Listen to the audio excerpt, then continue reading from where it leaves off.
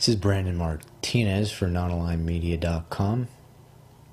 There was a recent video put out by Paul Joseph Watson of Infowars.com. Now, Mr. Watson and Infowars peg themselves as alternative media. They claim that they're exposing the lies of the establishment media, yet Watson, if you've been following his output for the past few months, has moved closer and closer to what can only be described as a neocon position. He's stepped up his attacks on Muslims. He's focused very heavily on criticizing Islam. That Islam is a violent belief system desperately in need of reformation. And he's put out a recent video called UK Thought Police Arresting People Who May Offend Muslims. And in this video, Watson attempts, in some delusional way, to portray the UK government as somehow protecting Muslims from criticism, protecting Islam from criticism.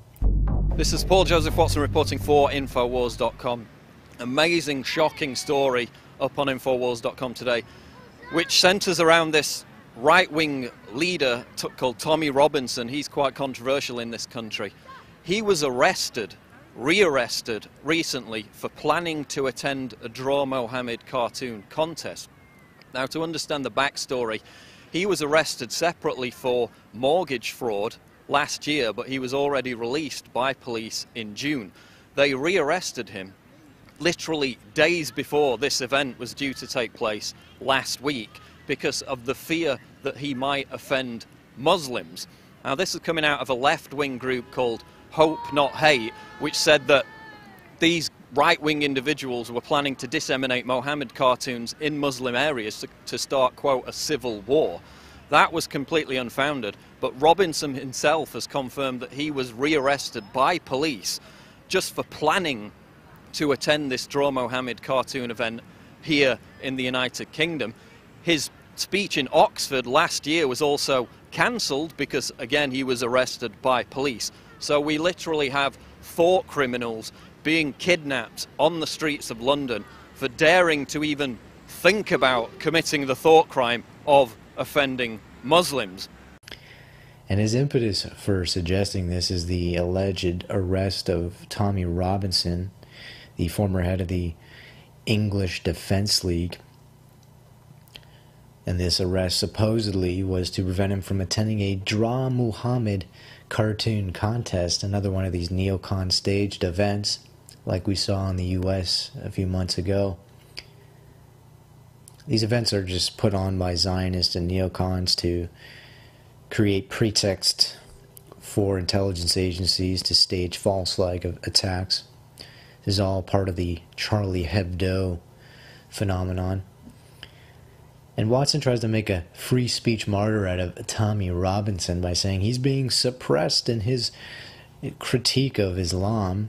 This is the same UK government, keep in mind, that has been prosecuting the Zionist neocon war on terror, has invaded several Muslim countries since 9/11, has participated in the murder of millions of Muslims, the degradation, the torture of thousands of Muslims, the displacement of millions more.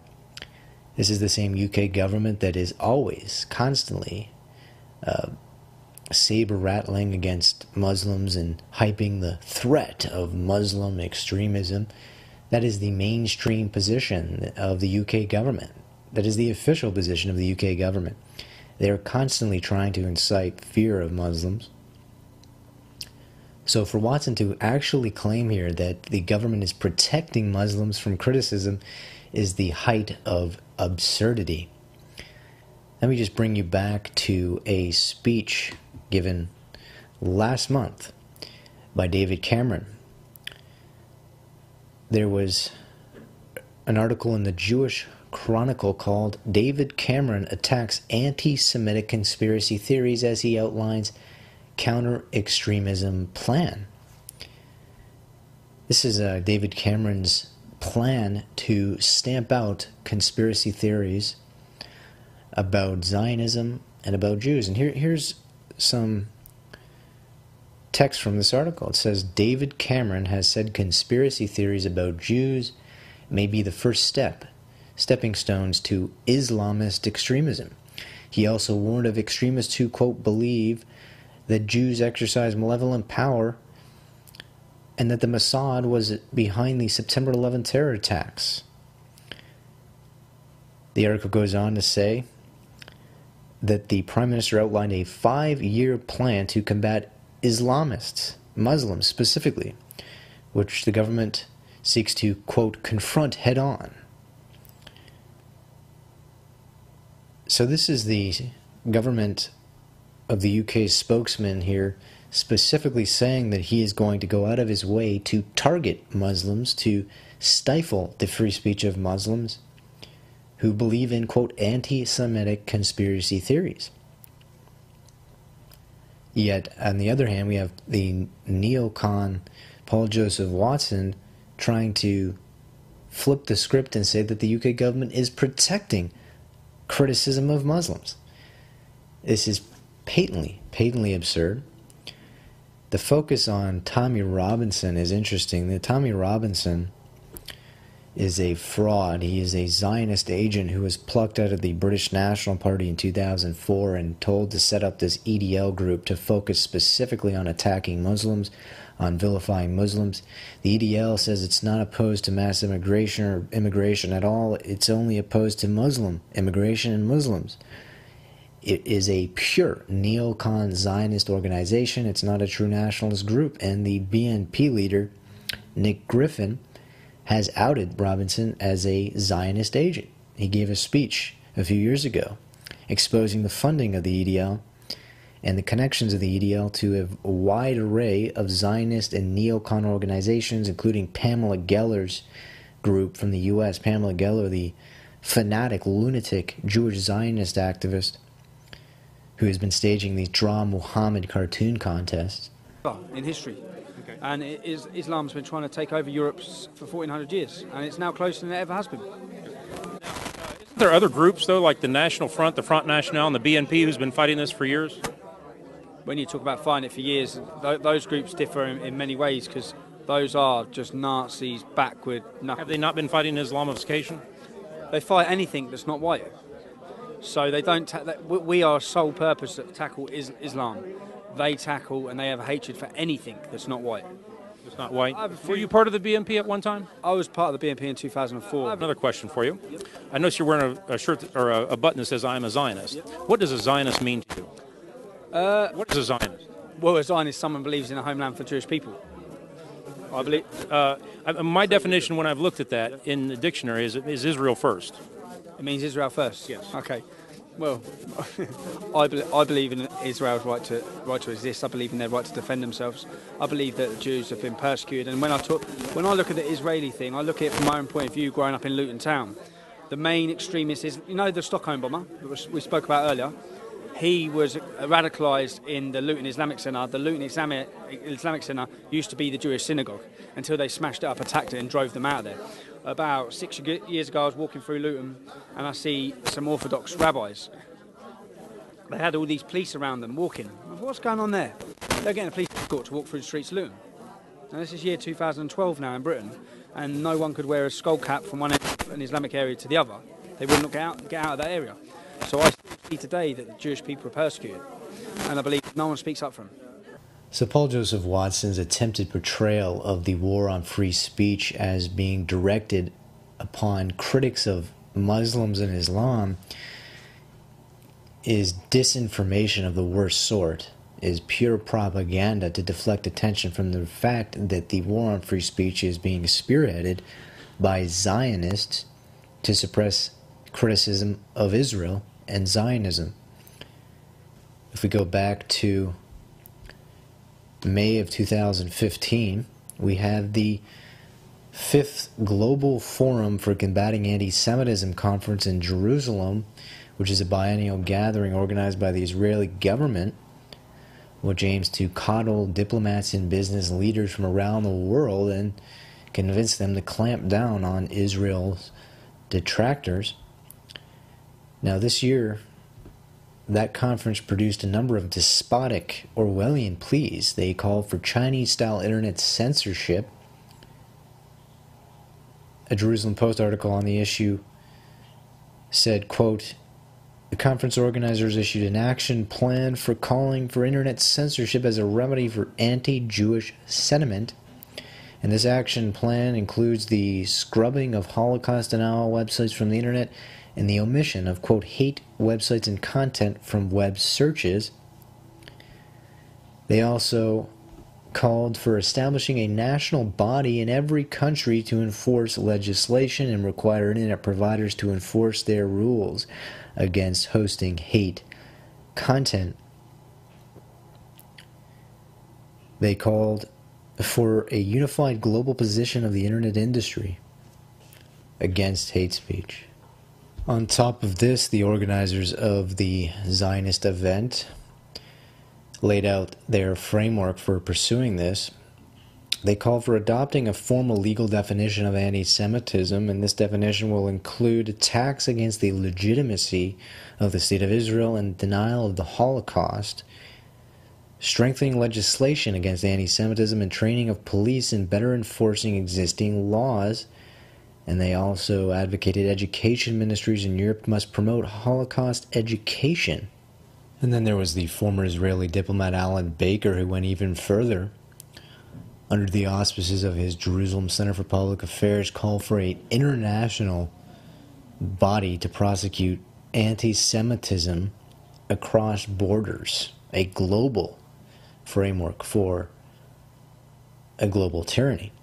And then, of course, out of Canada a few months ago, we had the Zionist government of Stephen Harper, according to the CBC, signaling its intention to use hate crime laws against Canadian advocacy groups that encourage boycotts of Israel, targeting Israel's critics specifically. Nearly every single major person in Canada who has been charged under Canada's hate crime laws have been critics of Israel or critics of Jews, never critics of Muslims. Critics of Muslims are indeed promoted, as in every Western country. They're promoted in the media, they're promoted in government. Stephen Harper himself is a fanatic neocon who hates Muslims, is constantly scaremongering about Muslims.